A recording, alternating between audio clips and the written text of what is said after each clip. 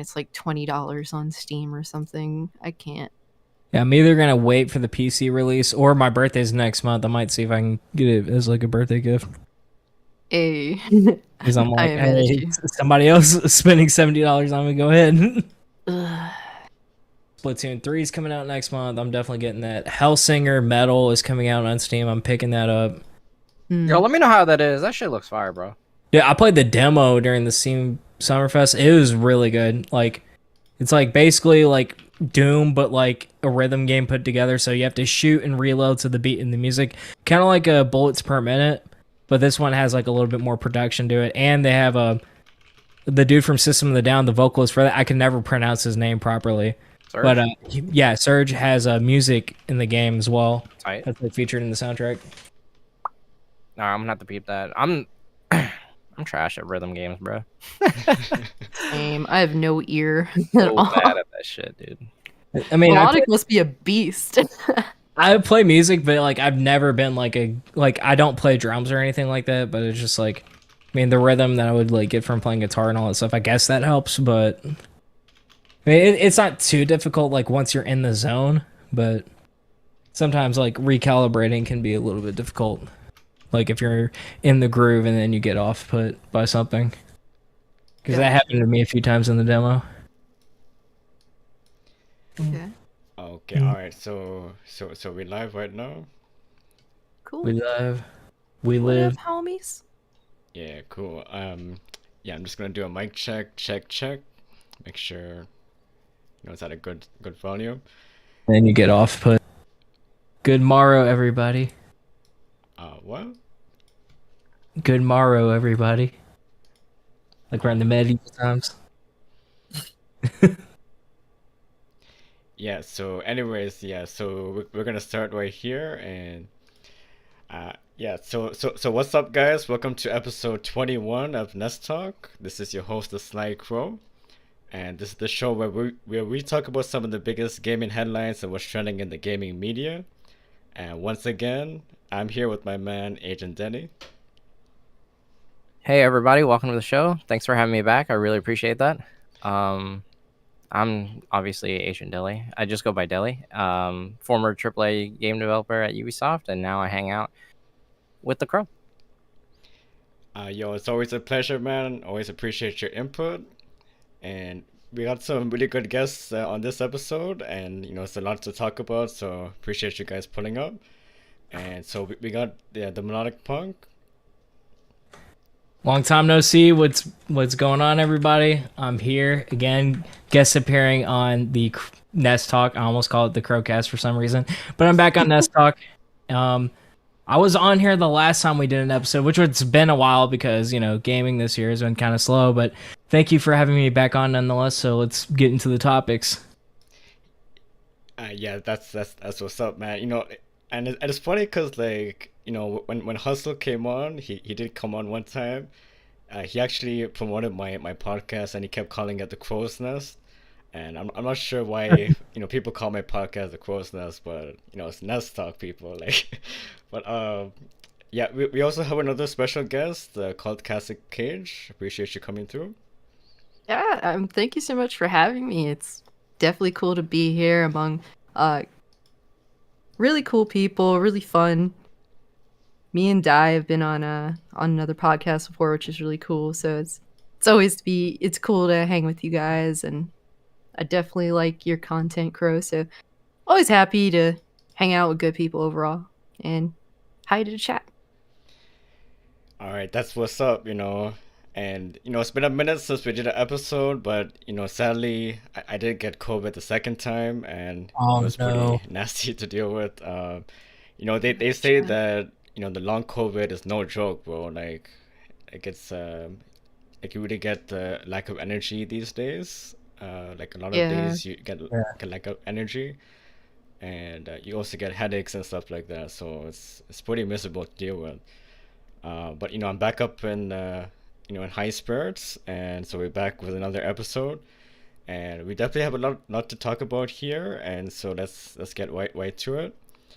And so the first topic, I've actually found this online, and apparently there's a lot of demand out there for Hogwarts Legacy Collector's Edition. It actually retailed for $300 on the pre-order, and apparently, like, Scalpers got on it as soon as the pre-order link got gone live, and it's crazy because like I saw the details of this Legacy Collector's Edition, and pretty much like you're only getting the magic book and the floating wand.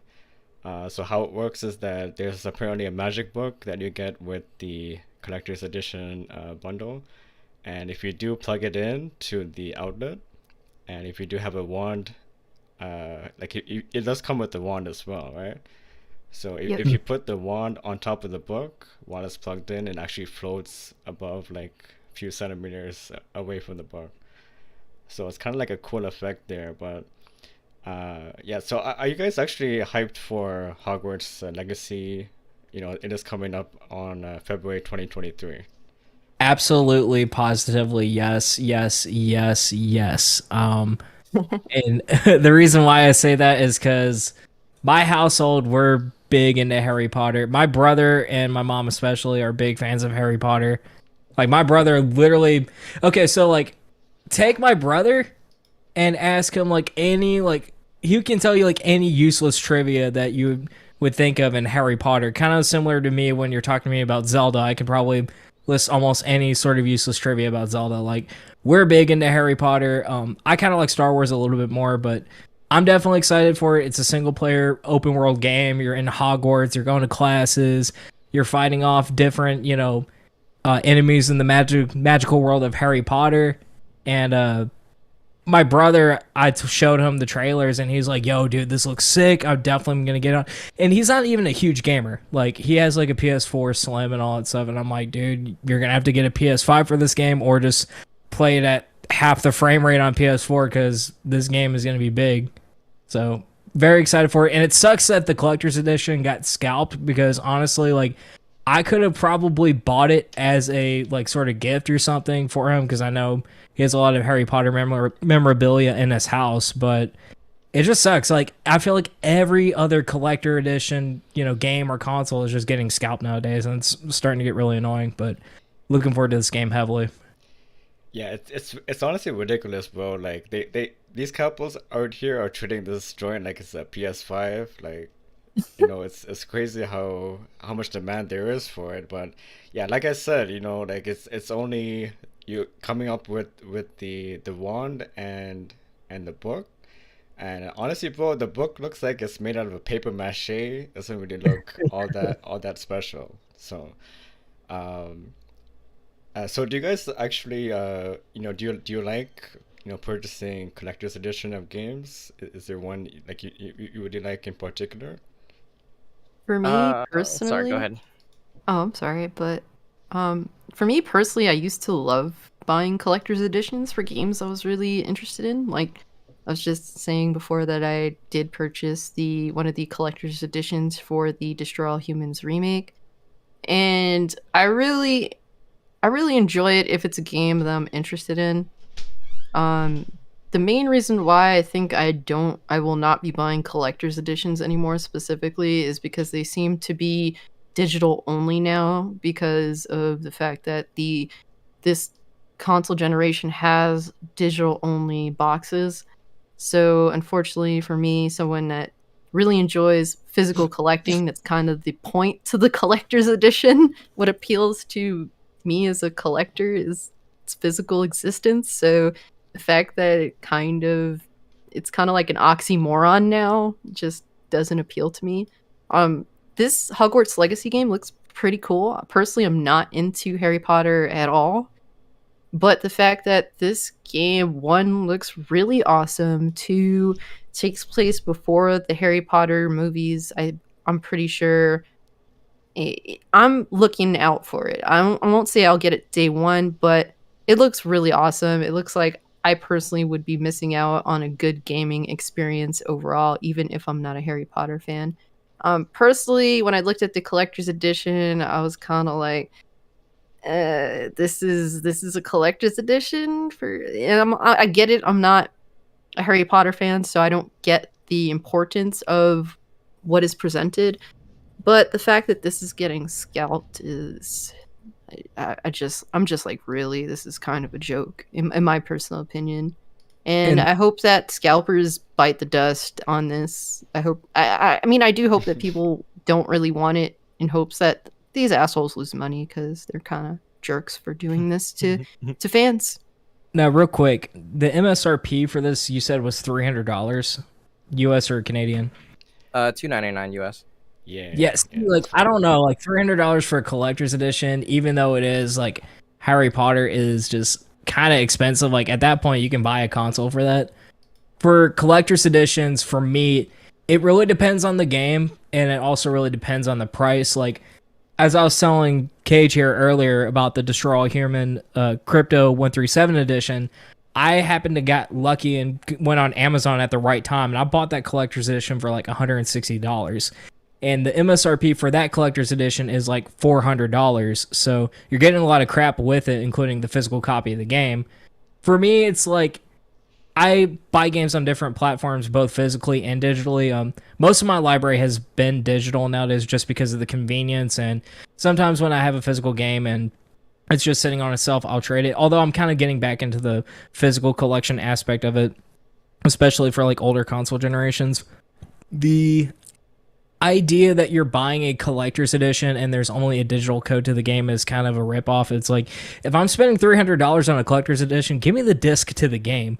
Because, like, I feel like if God of War, one of the collector's editions was digital only, right? Or did they all come with a disc? No, they all come with the digital code, just because it's easier for production pipeline, so that, you know, in the event that you're able to only get like a digital only PlayStation 5, they wanted to include that as well too.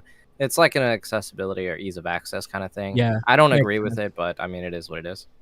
But so like certain games, like certain game franchises, like Doom Eternal, when that collector's edition came out with Doom Guy's helmet, I wanted to get that, but it was unavailable because of people buying it up and scalping it and doing all that stuff. Breath of the Wild, when that first came out, I already like pre-ordered my Switch and everything. I wanted to get the collector's edition to that game. Again, pre-order sold out. So it's just like, at some point I just kind of stopped trying, just because most of the time they just give you a digital code, and other times it's just they keep on getting scalped. So at that point, it's just like, if I find one that I like that's cheap, or it has like a good enough value for it, then I'll pick it up. Like Psychonauts 2 on I Am 8-Bit, they actually have a physical collector's edition for that game. It's like $120, comes with both Psychonauts 1 and 2, and you can pick it up either for Xbox or PlayStation.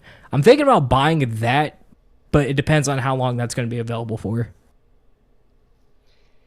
Yeah, definitely. I was gonna buy the collector's edition for God of War, but I haven't had the chance to get my hands on it. It does come with a steelbook though. It's just empty. So that means that, like, much like Cage over here, I'd have to go into a store later the year and buy a physical copy. So I'd have to spend like $320 for the video game instead of just like the $250 for the collector's edition, which is probably what I'm going to end up doing, because let's see, my collector's editions, I have Tomb Raiders 1, 2, and 3, or the reboot trilogy. I have the reboot trilogy.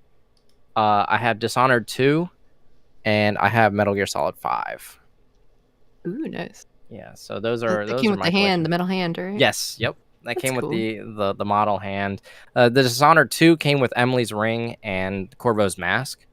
Yeah, it's fire, dude. Oh shit. It's awesome.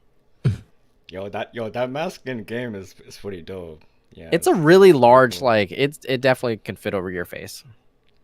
I think the only other collector's edition I ever bought was Quake Champions, the Skullbearer edition, because I found it at GameStop and it was like discounted to like $40, and I'm like, well, I like Quake and the statue looks kind of badass, so I bought it. I don't have the statue anymore, but at that time it's like you had to pay for Quake Champions anyway, so I was just like, well, I'll get the collector's edition. It's on sale, why not?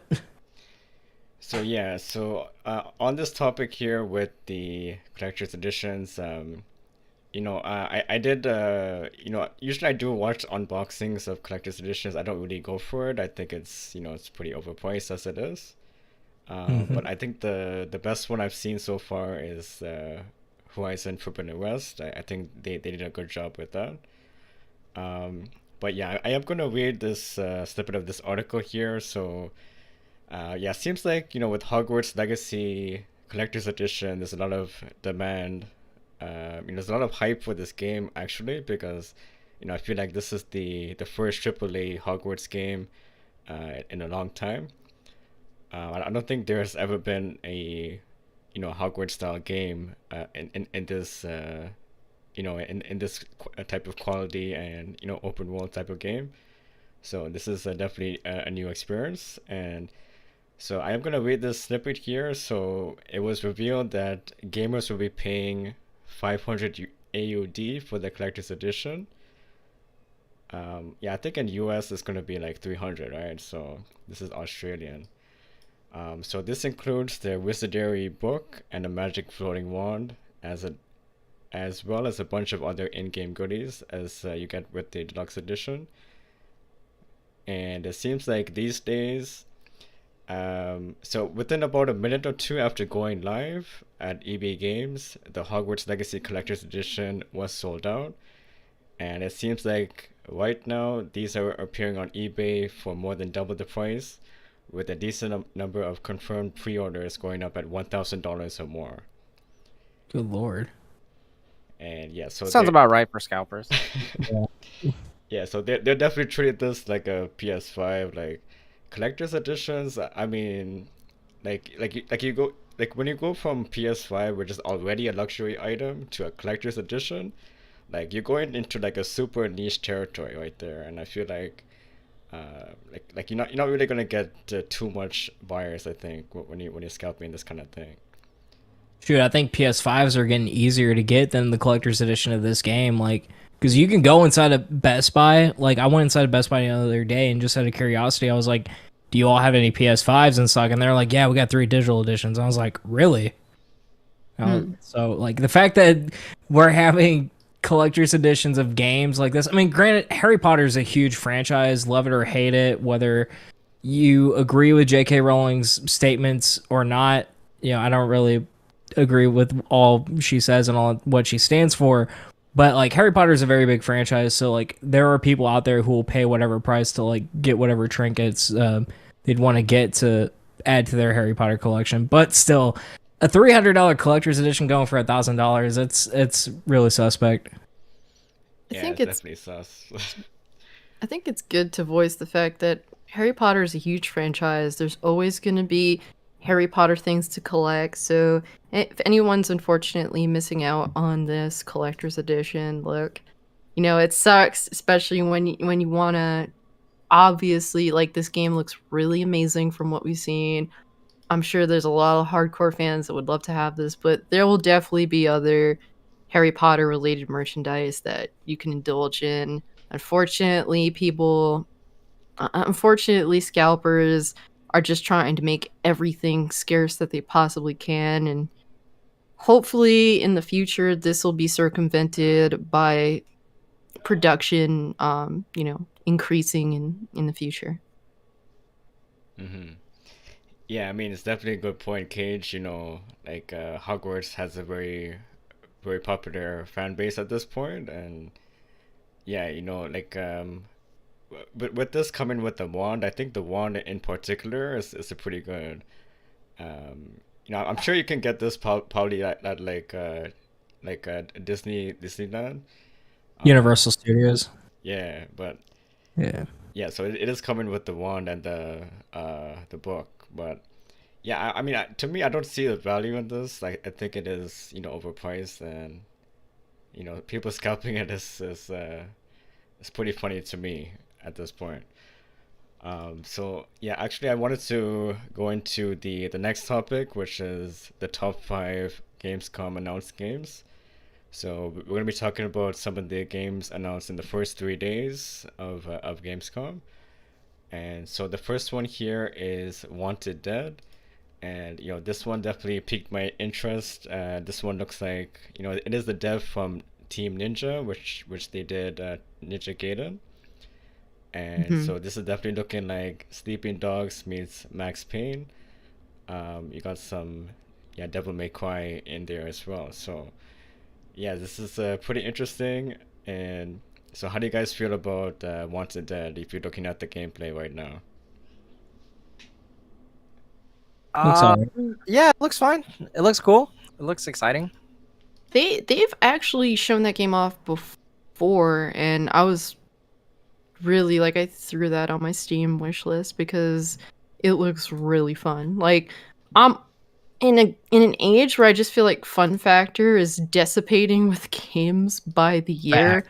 Facts. Any game that I see genuine fun factor in, like, I'm excited for it.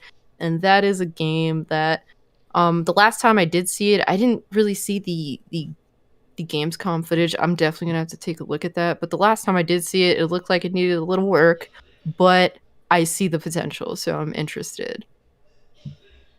Yeah, as somebody who is excited for Bayonetta 3 and it's currently playing God of War 2 HD on PS4 right Nice. now, I can see myself playing this game. I can see myself trying it out. It looks like a good little action game to get into.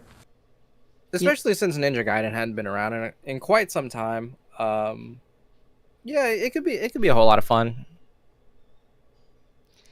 Yeah, I mean, if you try playing Ninja Gaiden right now, it's definitely outdated. Like I did try the like the remastered collection. They released that on Game Pass, and when I try that right Mhm. now, it doesn't feel like I think these newer games definitely spoiled it. Like when you play Sekiro or like these Souls type games, and even the indie scene is improving the gameplay and things like that. So like when you play Ninja Gaiden right now, it's definitely an outdated experience. But looking at this game, it looks like they did improve. They did have a modern take on the gameplay, which is pretty cool. It does And feel like a legacy title, and those are like super super fun. So hopefully that we'll be able to bring back that kind of what's it called, irreverent fun and Yeah. thrill, like just like the simple like cutting people in half. Like that's something that we haven't seen in quite some time, in like in this kind of format. Like the Yeah. last game I feel like came out in this style is like Metal Gear Rising Revengeance. And Mhm. I feel like we need more games like that in the industry. They're just fun. Because I feel like people are just getting scared nowadays of like showing decapitation, all that stuff. It's like, look, you already got an M rating. You might as well go all out with it. Like, I Exactly. love Ghost of Tsushima, but the fact that we're swinging katanas and all that stuff, we're not cutting people in half. I'm like, it doesn't make sense within like because Ghost of Tsushima is like a very like realistic take or somewhat realistic take of that time period. Like at least that I felt because I don't remember there being any sort of magic or anything in Ghost of Tsushima. But it's Mm-mm. like when I cut a dude, like he's not sawed off in half. So Yeah, it's like like, this feels like Wet, if you guys remember that, and or like Yeah. Mad World, like that kind of era of game. oh, Mad World's lit. Yeah, Mad World is sick, but No More Heroes, like that kind of fun as well too. So yeah, I mean, I'm not looking forward to it, but I think I'll keep it on my radar if I hear any more buzz about it. yeah, I mean, the indie scene is like if you look at the gameplay right here, do you think this is going to be an indie game, or like how do you think it's going to be priced if you just take a quick glimpse right here? Twenty I five don't really, dollars. I don't really care if it's listed as indie or AAA. The question is the game good? Yeah. You know, Exactly. people Facts. crapped all over Psychonauts 2, and it's like Psychonauts 2 is a Nah, Psychonauts great 2 is fucking fire, game. dude. That's That's like an the amazing game. Yeah, that's a sequel that really went above and beyond. That is like the perfect sequel. Like I 100% of that game on Game Pass. Like it Yeah, was a and the perfect Bob's sequel. Bottles level is so fucking good, man. So good. I wasn't a fan of collecting figments on that level, but yeah, the level like concept itself was cool. Yeah, everything about that game is awesome. I loved it. So like And having like games like this that kind of go back to that early 2000s like or even like 2010s era of gaming where like games were like really focused on the fun and not so much the cinematics and like the graphics and everything like it feels good to play a game like that again. yeah. Hmm. And honestly, I'm an adult now and I want games that are made for people my age. That feels like a thing that's kind of dissipating with time.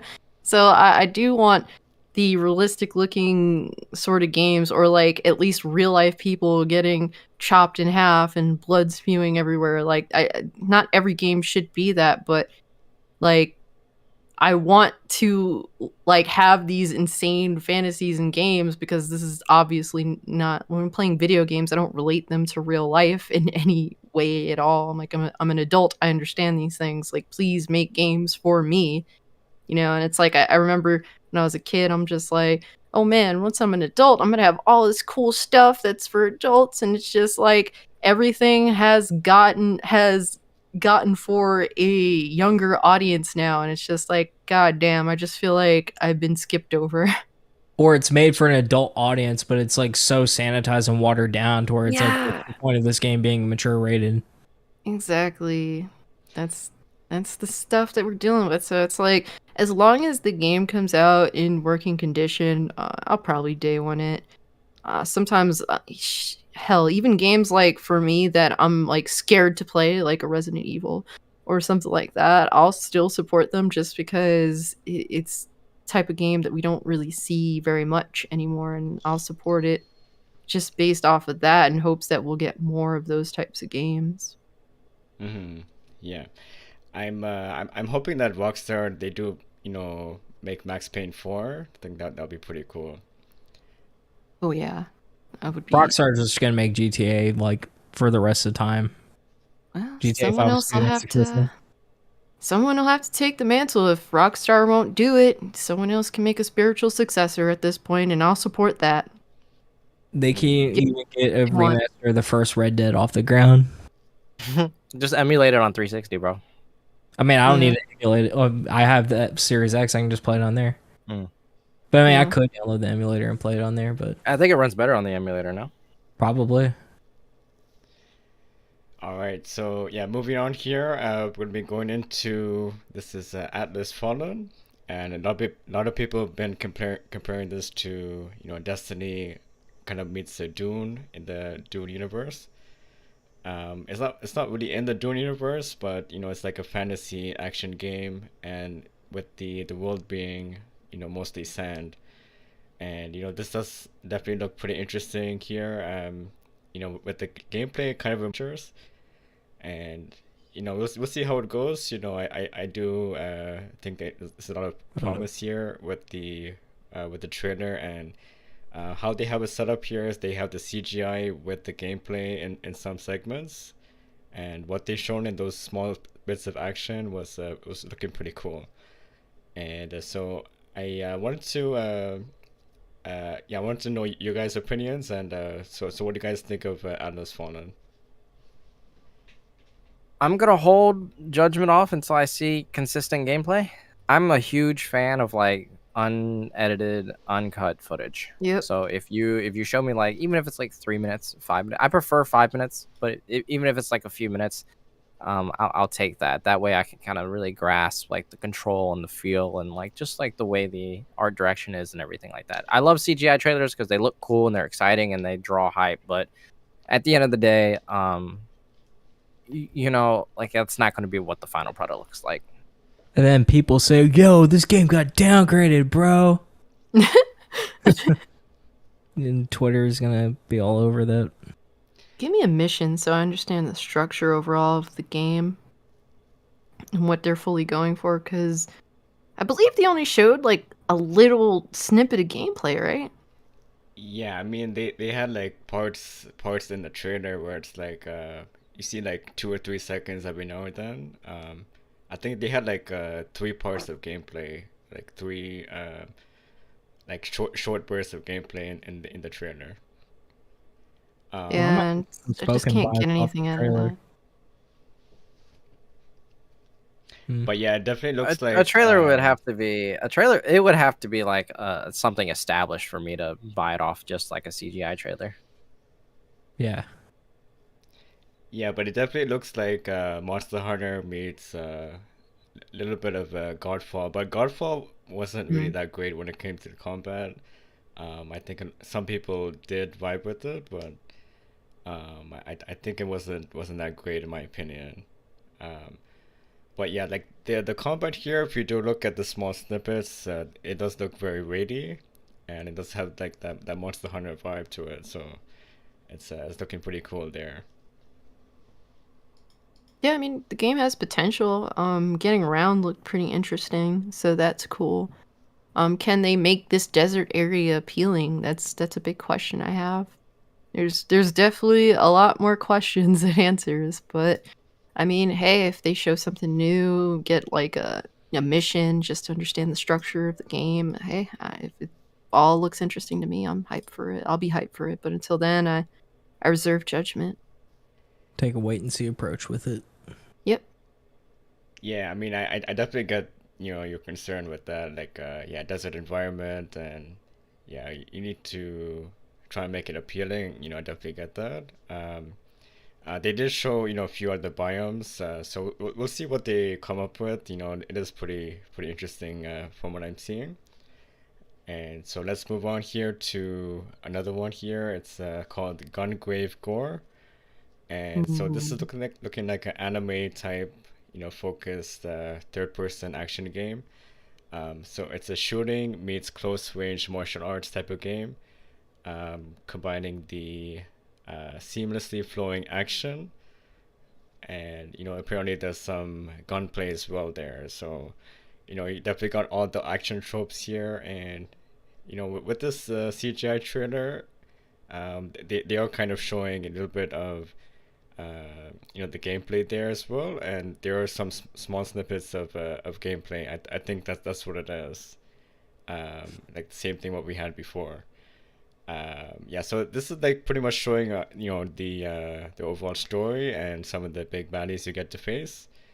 And so how do you guys feel about just watching this brief segment of gameplay or the CGI trailer? This is a series I need to like, because I know Gungrave is an anime, and that's like been on my to watch list because it looks interesting. I like the appeal of the characters, their design, and I've been looking out for this game for a while. It's been something that's been on the radar generally. It looks like it could be interesting, but it's kind of one of those things where anime games, you're kind of a little sus naturally. But if it looks like it could be fun, so if it is, I would definitely be interested in purchasing the game. Yeah, I want to be on the lookout for your review if you do check it out. I haven't seen the anime. I'm not familiar with the IP at all, so judging just from the gameplay, I mean, it looks as respectfully as I can say, it looks like mindless fun. Mm-hmm. Yeah. Yeah. Yeah, I'm not too familiar with the series. I think it looks kind of like Dead Rising, how they have like a horde of enemies, and you're like blasting through the enemies and things like that. So I think it's somewhat similar to Dead Rising. But yeah, we've only seen just one character in this whole thing, so I'm not too sure how the other characters are going to be playing out. But shout out to Flameser in the chat. He says this is a good series, so maybe this is looking pretty good. So we'll see. This isn't the first game, by the way. I know there is a PlayStation 2 game which I've also been eyeing for a while to add to my collection to check out. So it is pretty cool that it is making a return to the gaming space. Yeah, most definitely. And all right, so I wanted to move on to Deliver Us Mars. This was also shown on the Gamescom event. I believe this was on day 2 or day 3. I'm not too sure, but yeah, this is looking like a really cool game. It's a really cool concept. So it's like a sci-fi based, like a space exploration game with some puzzles, and it definitely looks like Tomb Raider meets a space exploration type of game. And I think it's gonna be linear based. It does seem like based when you look at the gameplay, it does seem like it's a whole grand scope of a world you're looking into. But I do think it's gonna be a linear focus, and like you're moving from point A to point B type of thing. And so were you guys interested in the last few Tomb Raider games that came out? Me Yeah, personally, I always have interest in them.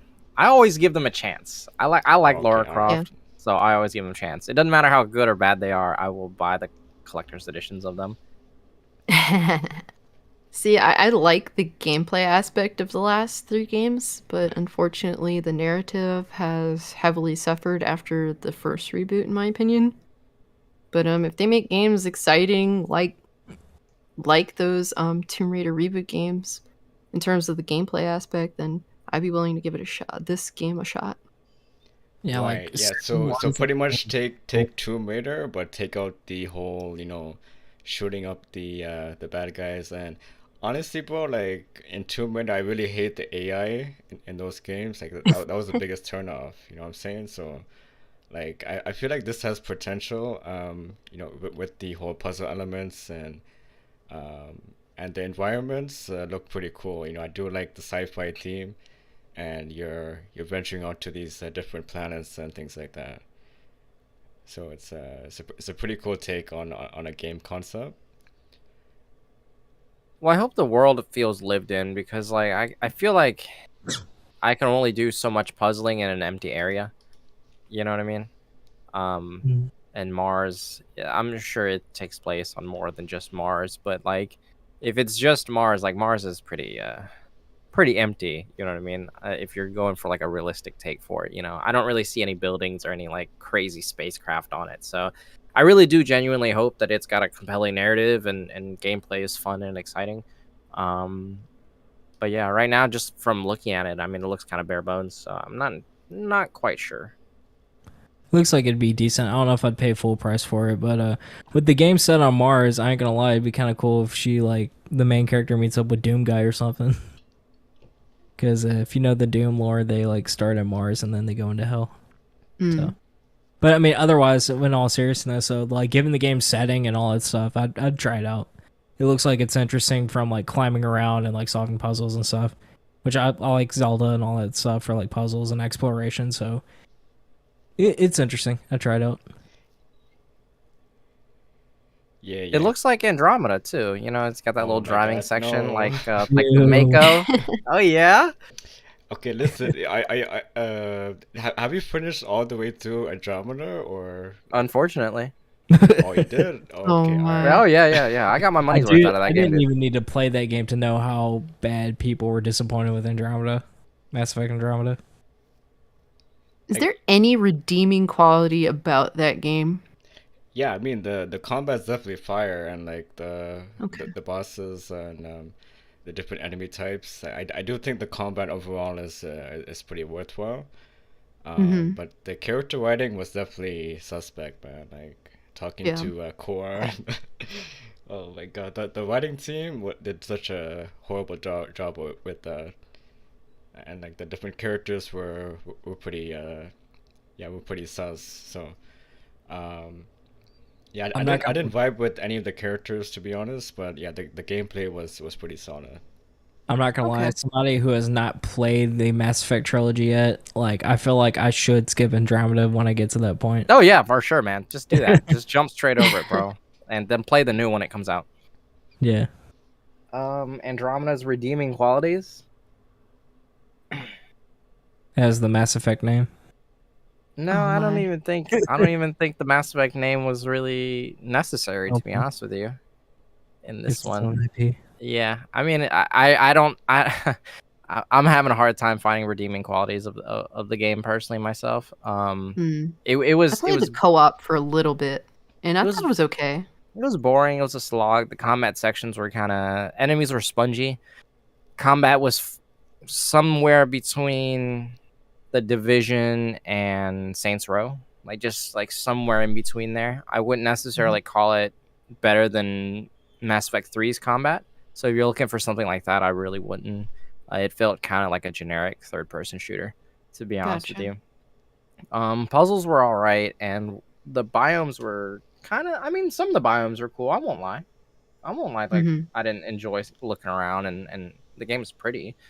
But I mean, with my time playing the game, I didn't really. I think I had more cons than pros. personally. Gotcha. Yeah, so anyways, yeah, we're gonna be moving on to the next topic, which is accessibility in gaming.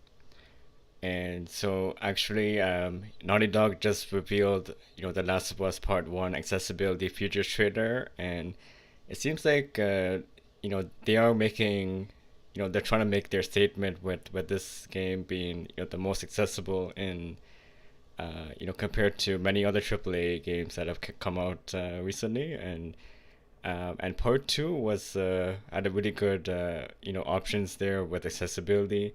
You can actually turn on the enemy highlights, so the whole screen will go gray screen, and you can actually see the enemies much clearer. And there's also an option for, you know, uh, making all the collectibles on the map being a highlight there as well. So it's much easier to find all the collectibles and find the enemies. And so they're really pushing for this whole accessibility aspect in this part one remake. And so before we get into that, actually, is any of you guys hyped for the part one Last of Us remake? Nope. I'd want to play it, but not for $70. I'm probably gonna end up buying it. Yeah, I'm not gonna say hype, but I'll probably just end up buying it. I want to get it, but I'm like I said, I'm hoping like I just get it as a gift or I just wait for a sale on it. Because like I want something like gaming's been so dry right now to where it's just like just give me a game I know that's going to be good, and I know Last of Us Part 1 is good. But it's just the fact that they're charging $70 for a graphical upgrade with no multiplayer and all that stuff is just it kind of feels like it's a slap in the face to the fans of the game. Right, but let me ask you this, right? Because I know you were one of the few people who bought God of War on Steam. So was there any reason for getting God of War the second time? Because it's a good game. I can play it on Steam Deck. If I was going to replay through the game, I can replay the game at like the best possible performance level and stuff. So Oh, so you'll just buy it when it comes to PC. yeah, I'll like with this game, it's the same thing. I'll buy it when it comes to PC. But at least with the PC version of God of War, they charge like what 50 for it and not a 50, whole 70 for it. Plus, along with that, with PC, like it's a versatile platform, so you don't have to play on just one system.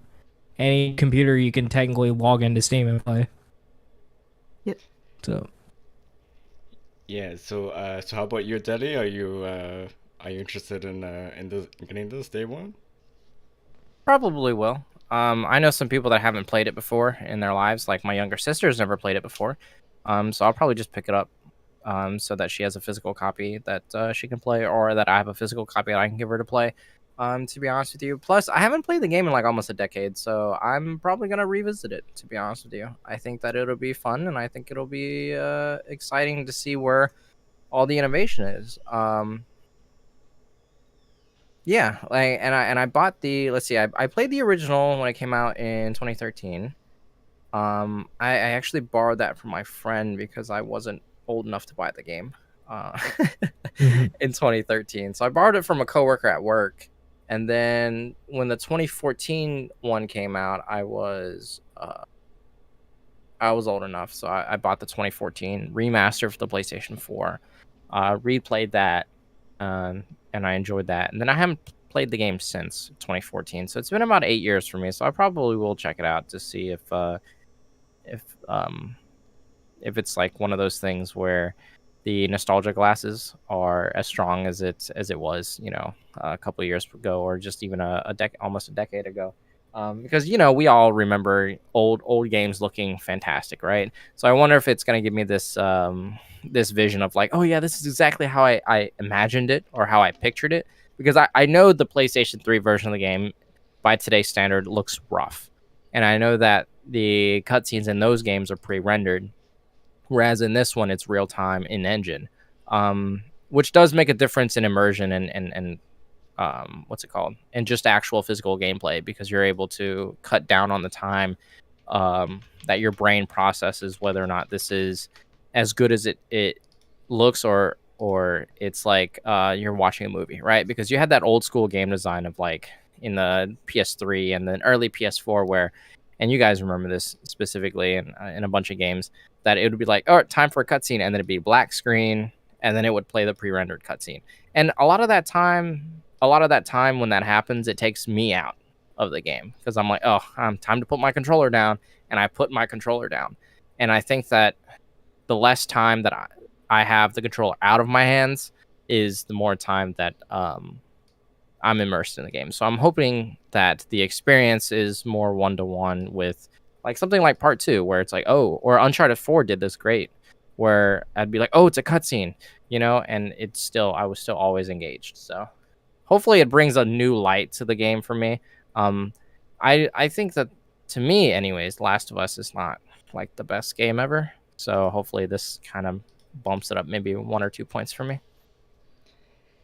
Yeah, so I'm one of those people who still don't have a PS5 yet. So unfortunately, I don't have the the most up to date graphics, and I'm not able to take advantage of the higher frames in these games.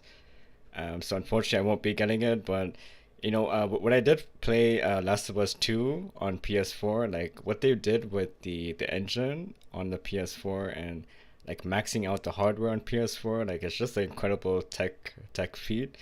And like I remember like when I played it, like I was so obsessed with the photo mode especially, and like the way they did the water and the puddles, it just it was just so fascinating for me for some reason. Like the whole puddle tech, if you walk with Ellie on the puddle, and I would like pause it and do a photo mode, and it's just pretty cool to see these little tech things that they've done. And like when you break a glass, it doesn't break like 2 times in a row. It doesn't break the same way, type of thing in these games, right? So the amount of tech and engineering that they've done is pretty incredible. And so I actually wanted to go more into the accessibility aspect. And so they are making innovations here when it comes to their accessibility aspect with this game. So they are adding descriptive audio during cutscenes. So, if you're someone who is visually impaired, you can actually know exactly what's going on in the cutscene. And yeah, like I said before, they are doing the grayscale, and enemies are lit up in bright red, so you can actually see them clearly. And there's actually a visual improvement that they did with allowing you to see clickers in the listen mode, so you can actually listen to clickers and enemies about with the listen mode. So how do you guys feel about these changes, and making it more accessible for more people out there who are picking up this game? I think accessibility. Oh, sorry. Go ahead. No, you first, please. I was gonna say, like, when it comes to accessibility, especially with the second game, I think it's really cool that they have the accessibility options, very in-depth accessibility options, which I think is really cool. And that was one thing where it's like, say what you want about Last of Us 2, I think the gameplay is much better than the first game, especially when you have dodge and going prone and all that stuff. But having the accessibility features on top of that is really good for those who have any sort of impairments that could play the game. Now, I think the only issue, and again, this is a selfish look as a gamer, like I don't really care much about like difficulty trophies or anything like that, but you gotta also have to kind of like look at the catch-22 of this, is being like, well, what if people use these accessibility features to gain an advantage to make the game a lot easier for themselves? I mean, play the game how you want, but at the same time, I think it also takes away a lot of the accomplishments that you can get for, let's say, playing the original game on Grounded all the way through and getting, the platinum for that game because you beat the game on the hardest difficulty. I mean, does it really necessarily matter how somebody got a platinum? Or does it detract from I mean, I guess it detracts from the sentiment, but I mean, somebody still had to go and play this game several times over, right? Because Grounded mode is not innately available on your first playthrough. Yeah, I mean, for me, it's a fucking digital trophy. I don't care, but it's also one of those conversations that we're gonna hear about, especially in this community, all the damn time. It's damn, it's great and everything, but at the same time, it's like, yeah, unfortunately, like that's going to be the biggest contention with the accessibility features in this game. I think there's zero problems with the accessibility features. I think it's wonderful. I mean, you can play the game blind. You know, like a blind gamer can play The Last of Us for the first time. You know, and that's something that, you know, a lot of people are like, oh, this game's been out forever. But it's like, yeah, but you also have to understand that there's a large chunk of people who have never experienced this game, right? This game has been, out for like 8 years now. In that time, like somebody who is 9 years old is now able to go to the store and buy it for the first time, right? My younger sister is a very, very big, prominent example of that, right? If it wasn't for me and my brother and giving her, you know, our hand-me-down consoles and stuff, she would not be a video gamer. She would not have ever played this game. So for her, this could be an entirely new experience. And you know, if she was blind or if she was hard of hearing or other things like that, it's like now she's able to actually have a video game that she can actually play without having any innate issues, while now having to buy like any extra peripherals or anything like that, or having somebody to guide her through it, right? And I think that's also very important for the price point as well too, right? Because if this was like any normal game missing accessibility features, right, you would have to go buy the Microsoft like the Microsoft launch, the adaptive controller, which is like $100, and then you have to buy all the, you know, connecting bits and cables and able to make sure that it works properly on hardware and other things. Or like if you're playing a Nintendo game, you have to buy an amiibo to unlock an easy mode for a game. Yeah, so that's like that additional cost to just playing games. Like, yes, that doesn't affect me, you, Krow, and everybody here, right? But like, and Cage here, but I think that it's an important topic to have, you know, and I think that Naughty Dog is on the forefront of that kind of stuff, because as gaming has gotten more popular and has gotten more like a worldwide appeal, we need to start considering that games, because how we've always grown up playing games, right? And we've always been like, yes, let's share our love, let's share our hobbies. I mean, how many times have a friend come over and you're like, you have to play this new game, right? We love being inclusive. We love more people playing the game, right? So we should carry that spirit, and that spirit shouldn't only be on the consumer side. It should be in the developer side as well too. Inside the industry, it should permeate. So yeah, I think they're setting a great example, and I think that games should you know, be accessible, especially on titles like this where there are critically acclaimed, you know, because like God of War doesn't have the ability for blind people to play the game. So it's like, as much as I love these games, as much as we all love that game, you know, we're like, hey, let's go play it, and then eventually we're gonna run into somebody who's like, I can't play it. And then it's like, then what? You know what I mean? It's like, damn, you can't even watch it on YouTube. You know, it's like, shit, like, what do we do now? You know? So yeah, I think it's wonderful. I think what they're doing is great. And I think that having the price tag of just the $70 to play a game for the first time is wonderful. Whether or not you've played this game for the first time for $70, you know, that's a different subjective sentiment, but I think it's wonderful. I will say though, like having the for one thing, like the whole like turning off stuff that like having stuff that prevents motion sickness, I'm 100% for, because every time I boot up a game, it's like I turn off like depth of field, I turn off motion blur. I don't want any of that shit, like, because that like that will get you sick, especially if you're playing a game at like 30 FPS. It's rough. So it's like all that shit has to go away, or else I'm just gonna get hot flashes the entire time. And then two, I'm not gonna lie, I would probably turn on the highlight collectible mode, because I like, if you're gonna have a bunch of collectibles in the game and you have a bunch of debris and shit around there, it's like, dude, I'm already at the location. I've already fought this boss. Just give me the damn collectible and let me move on. Now, do I think that it still justifies $70? I'm gonna be totally honest with you. No, I understand it's a very subjective thing, but it's like, when you have the game's critically acclaimed, I understand that, but when you take out half of the game to make a remake and post it for $70, but it's not half the game though.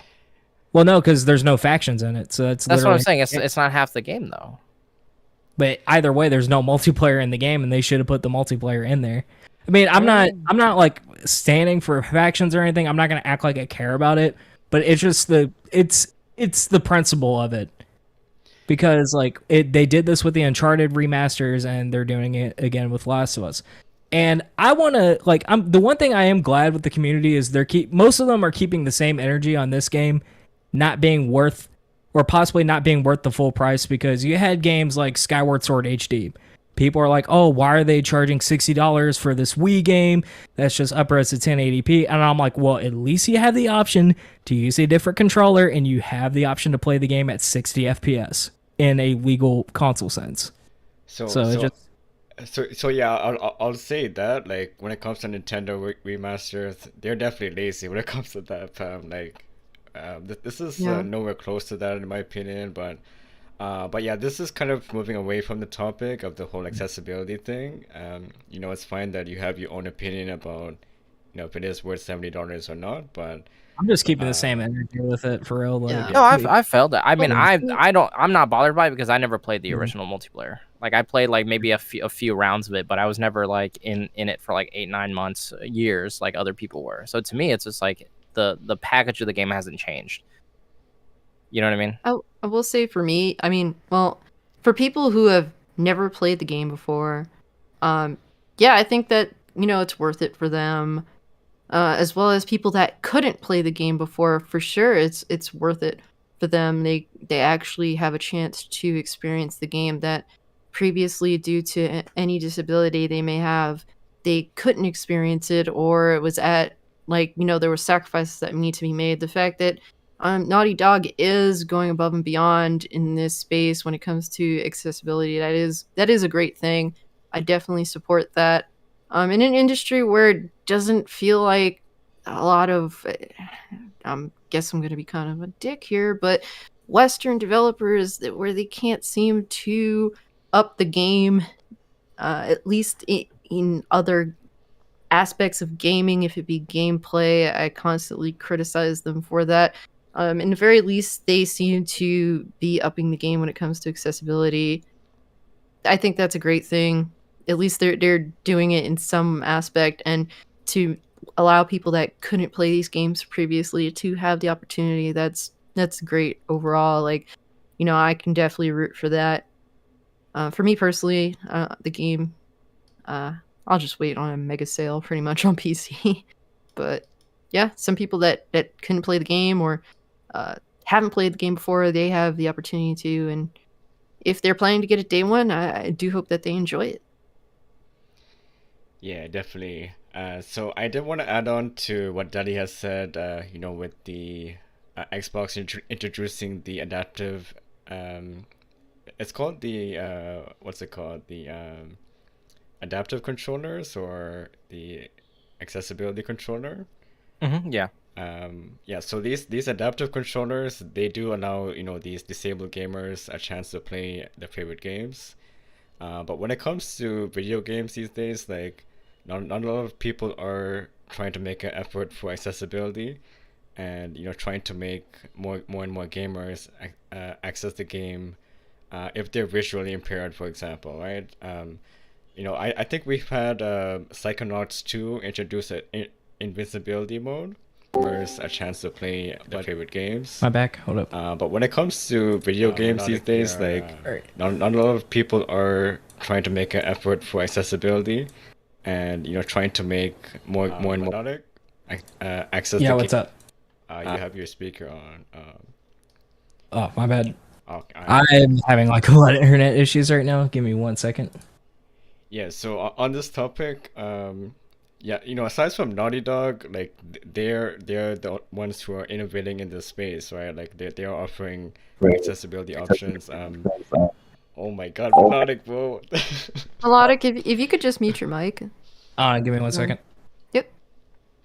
I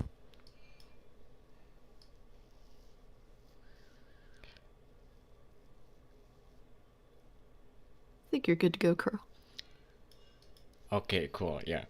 So yeah, as I was saying, yeah, it seems like Naughty Dog is the only one who is innovating in this space when it comes to accessibility in gaming. We see them in this trailer here. They are offering ways of, people who are visually impaired a chance to play and experience the game. Offering the descriptive audio feature in the cutscenes, and offering the the ability to mark enemies much easier on the map and the collectibles and things like that. I think we've had Psychonauts 2. They did introduce us invincibility mode, but people were upset over the fact that you can actually play Psychonauts 2 with invincibility mode and get the achievement trophy by playing the game on invincibility mode. So it's like a double-edged sword with this type of thing. Like, like if you do add these accessibility options, you do have those gamers who take advantage of that fact just for the achievement trophy hunting aspect, and it kind of makes the game easier. So, how do you guys feel about this type of thing here? There's a reason why Elden Ring and Dark Souls, they don't offer these type of difficulty options or accessibility features. Well, So how I'll do you guys feel about that? for me personally, I wholeheartedly believe that not every game is for everyone. And I feel as though we've lost that reality. Like, and it's sad because a lot of games do feel samey in this aspect. And, for me as a gamer, I have my likes and my dislikes, and I can acknowledge that a game is interesting, it's good in its own right, but it's just not for me. It seems like a lot of people have a hard time coming to this reality. They feel as though every single game should be made for them, and that's not the case, hun. Like, chill out with that. Like, if you don't like the game, there's a bunch of other games coming out that you're perfectly capable of indulging in if you so choose to. And I constantly, while I'm personally a really shitty gamer, I'm not good at video games. It is a lifelong journey to get better and to be a better gamer.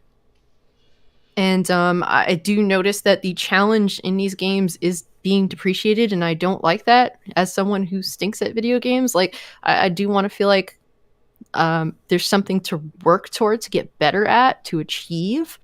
So in that aspect, it is unfortunate that a lot of games are kind of, I don't want to say necessarily being dumbed down or just being easier for the sake of making like the regular average gamer feel good about themselves from like automatically being good at the game. I think that kind of is an issue. No disrespect to anybody who has a disability. Like, there are games for you out there, and I do wish that there were more games with accessibility features for you. And it seems as though like Naughty Dog doing all this, it's going to challenge other developers to also include these things. But at the same time, when it comes to the Souls series, I absolutely suck at these games, but I completely support them being as difficult as they want to be, and because they should be. If they so choose to. Like, the way the game is designed is dependent on the difficulty with the way they design it. So, a lot of people bitching and crying that the game is too hard every time there's a new one that releases, and they demand a difficulty option. Like, no, there are tons of games with difficulty options. Go play those if you want that. Let games that are unique in their own right be unique in their own right. Stop trying to influence developers to change their formula. And I notice more and more that developers are changing formulas to long-standing franchises in order to appease people that don't even like the games to begin with. And stop doing that. Stay true to what your franchise is, even if it only appeals to a certain part of the gaming community. Like, we need games to appeal to different communities in general, and that should be a thing. Not every game needs to be the fucking same. You're talking about journalist mode in games? Yeah, that's definitely one of them. So, oh shit. Sorry for my internet issues. I don't know what's been going on. It's been on and off, and I was wired completely. But I guess that's my main issue. Like, I'm all for the accessibility options when it actually is helping people who aren't able to enjoy games. But the only reason where it's kind of a catch-22 for me is because, like, some people, like, game journalists who just bitch and complain a lot about their job, even though they're getting paid to play video games and write about them, to be like, oh, well, we need to have this, we need to have this game's ableist, we need to make this game Oh my easier, god, you it know, blah, blah, pisses blah. me And it's off like, when they use yeah, people who are disabled in order to get games made easier for them. Like, stop it's fucked using up. Like, disabled gamers because you suck at a game, bro. Like, stop it. either get one of your Right, colleagues to review the game or just get fucking good. And yeah, shout out to Hustle in the chat. You got to play Last of Us Part 2. You got to experience that game. It's a journey. Oh, are you serious? Hustle hasn't played part 2 yet? I think last time we talked about it, he hasn't played it yet. I'm not trying to like call him out or anything. I'm like, yo, get on the second game because the gameplay in the second game is so good. It is good. I didn't finish the game because I just hate both of the main characters that you play Oh, as. the Can't story relate to them in sucks. any way. The story sucks. But But I've been telling everybody the gameplay itself makes up for the shitty story. yeah, some people it's worth it, and then to me, unfortunately, it's not. I appreciated the gameplay that was there, but I can't play as two annoying fucking people and manage to get through the entire game, sadly. Yeah. So yeah, so back to this topic here. You know, Melodic made a pretty good joke. Journalist mode activated. Yo, that killed me, bro. Like that's pretty funny. Yeah, but I think for story-based games, I think it's good to add more accessibility options. You know, for example, like the Dead Space game coming up, I think that'll be pretty cool to have. Like the listen mode, basically enabling you to see the xenomorphs that come up, or I'm not sure if they're called xenomorphs. Are they called xenomorphs in Dead Space? Or Necromorphs. Oh, necromorphs. Yeah, that's what Like I'm an going alien, for. Yeah, I think it does depend on the nature of the game. Like obviously, like Souls is an extreme example. You know, we don't want to see accessibility in that, because it's you know, it's made for the difficulty and the developer intended on that difficulty. But yeah, this topic about, you know, adding accessibility and trophy hunting, you know, I do think it's you know, it's a double-edged sword in that aspect. And people were saying like, oh, why is there no difficulty trophy for Last of Us Part 1? And I feel like this is one of the reasons why. Do you think this is the reason why there's no difficulty trophy in this game? Well, apparently Sony mandated that like all like PlayStation games that are made like officially by them go forward have no difficulty related trophies. Yeah, Like, that's, yeah, like, yeah. I one of heard the of reasons. that. Yeah. So I wonder if like this is one of the if they're adding accessibility options in those games, like maybe they're removing the difficulty trophy as well. Because I know Probably. God of War 2018 didn't have a difficulty trophy. No, I don't think it did. Yeah, because you can No, get the you platinum just- in God of War without playing the game Yeah. on God of War. On just normal mode. You just have to beat the Valkyries and stuff, which is fine. I'm okay with that. To be honest with you, I think easy mode in games or journalist mode in games is fine. You know, like 98% of video games that come out do not have design from the ground up to be difficult, right? Because if you look at Souls games isn't difficult because they one shot you. You know what I mean? That's only a facet of the entire experience.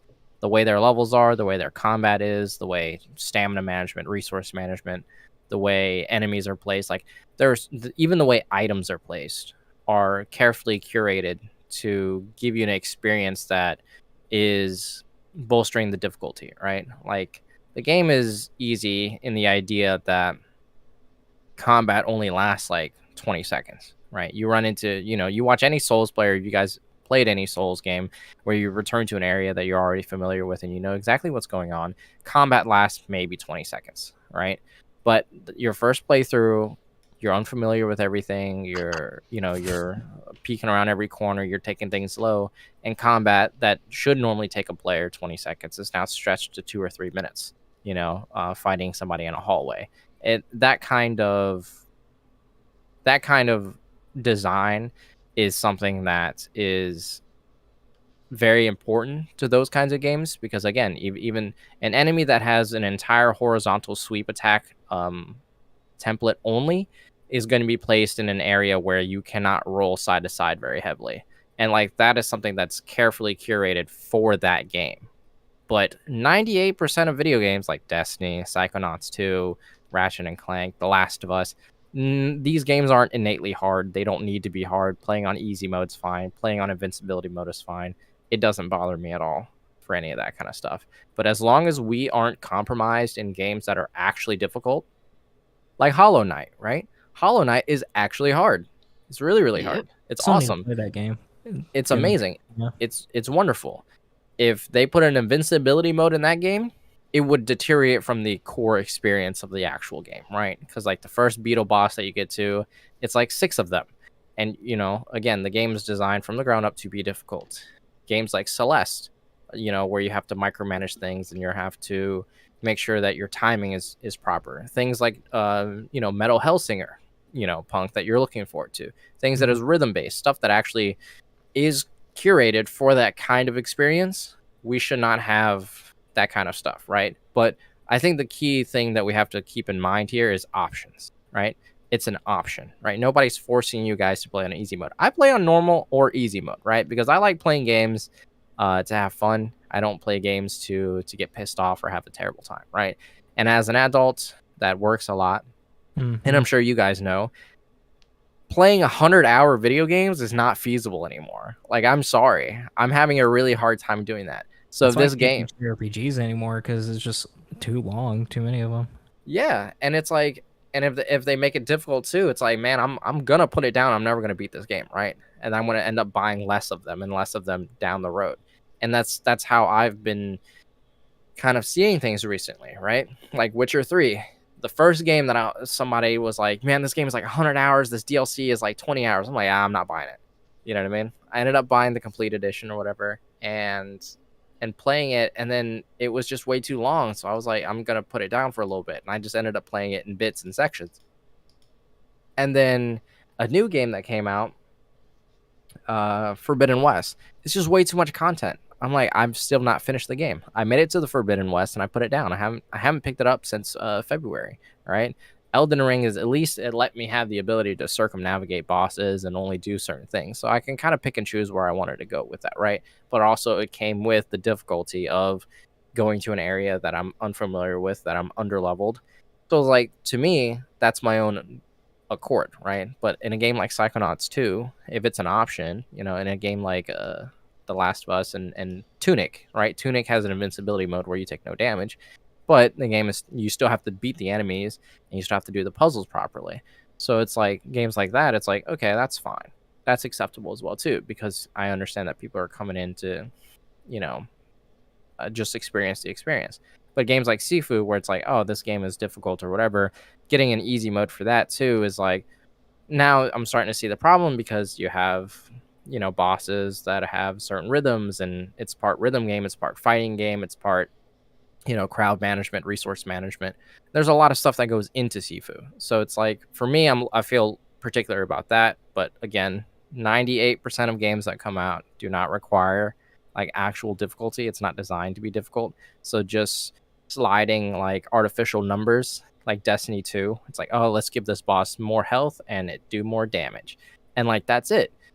Games like those, I don't care if there's an easy mode, and I don't care if there's a journalist mode. Not gonna lie, for games like Returnal, them adding a suspend cycle like later on kind of pissed me off, because I beat the entire game without a suspend cycle. So now I kind of make fun of people. I was like, you didn't beat the game at all if you suspended your cycle. But that's an amazing game, by the way. If you got, I haven't played it yet. I'm a little scared of it.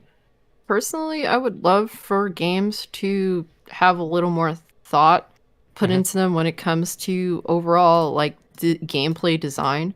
I feel like that's something that hasn't really changed much since, you know, PS3 360 generation. A lot of games just seem to be designed to look pretty, and then let's just throw a bunch of dumb NPCs out there for you to shoot at or hit really hard. Like it can at least be a little more thought-provoking in terms of overall design. Can we get better AI or whatever have you? Like, it just feels like 98% of the games are essentially the same sort of deal, and I would like for developers to be a little more intricate and to try and be a little more different. And I'm no, expert by any means when it comes to this, but I think it is overall an issue when, the overall gameplay design does, for the mass majority of games, does feel relatively the same. And I think that we have lost that kind of stuff since arcades have been kind of gone out of style and the home consoles have gotten super, super popular. Because, like in the PlayStation 2 era, like the 2000s, right, up till 2010, it's like arcades were still a thing. Weren't really quite warming up to home consoles yet. Like, yes, the PlayStation 2 sold a bunch, and like that's when we first started seeing like mainstream success. Recently, there was like a video game crash, so it's like people are still kind of hesitant. Things are really expensive, you know what I mean? And so when you have that kind of like combat competition with like the arcade systems, it's like, how do we maximize player engagement and player retention when our game is realistically only like 8 hours or whatever, or we're charging $60 for this game on a $500 console, right? Like, how do we really keep the engagement high? And it's like they had to design games that were difficult so that you can kind of get the feeling and the rush of being in an arcade, right? Like, oh, I need 25 more cents. Like, oh, let me try it again. Let me try it again. And I think Yep. that's something that Dark Souls has kept, that design philosophy of like, how do we continue to keep the player engaged and how do we continue to keep player retention high? We design the game to be difficult. We design the game to kind of cut you off and make sure that you're what's it called, that you're learning and that you're progressing, like actually progressing, you know what I mean? Whereas like games like Doom, they're great, but you pick up a weapon and then it's like, okay, now you get a room to use the weapon, and so you're already familiar with the gun, you're already familiar with all the tools that you need to be familiar with, and then you move on to the next stage. But like, gone are the days of like, you pick up this weapon and it's like, oh, do I put it down? Do I, put it away, or do I keep it, or whatever? And then it's like, oh, 2 stages later, you may have found out that you needed it, but you don't know that, you know what I mean? Because you're not paying attention, or you're not really reading into everything, or you're just not, thinking forward in that kind of sense. So yeah, I think that it's slowly coming back, but I'm not entirely sure if it's coming back in the way we want it to. Yeah. So